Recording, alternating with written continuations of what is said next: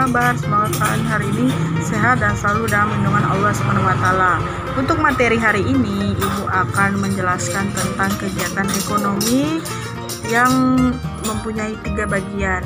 Contohnya yaitu kegiatan ekonomi produksi, kegiatan ekonomi distribusi, dan kegiatan ekonomi konsumsi.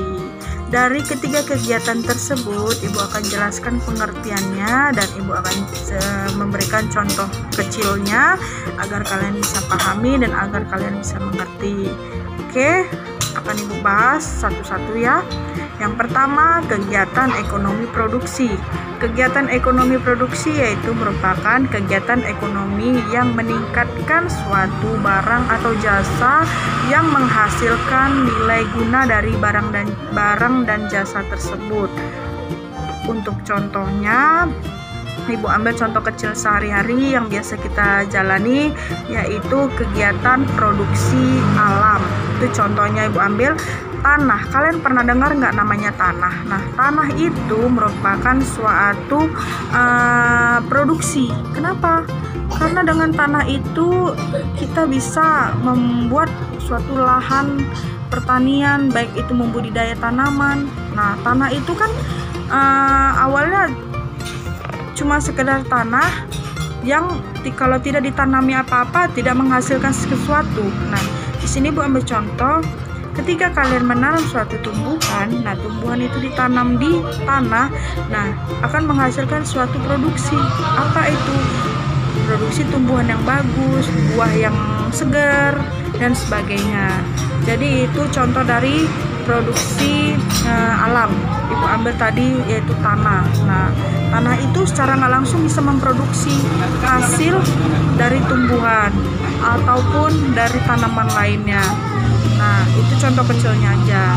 Untuk kegiatan ekonomi distribusi, yaitu kegiatan menyalurkan barang dan jasa dari produsen ke konsumen. Contohnya, Bu ambil contoh kecil. Kalian pernah enggak melihat suatu pabrik yang membuat pakaian atau membuat sepatu atau dan sebagainya?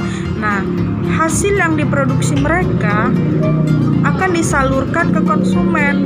Konsumennya itu yang pertama bisa ke pasar, bisa ke masyarakat, bisa ke kalian anak-anak atau orang dewasa atau tetangga kalian atau saudara atau siapapun itu, yang intinya konsumen. Konsumen itu merupakan orang yang dapat menikmati hasil nilai guna itu.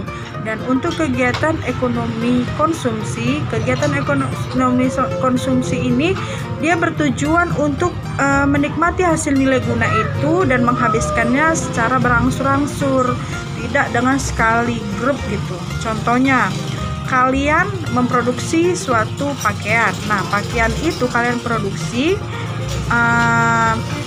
dan kalian distribusikan, kalian salurkan ke konsumen. Nah, konsumen itu tugasnya untuk apa? Konsumen tugasnya menikmati atau menggunakan hasil dari produksi itu.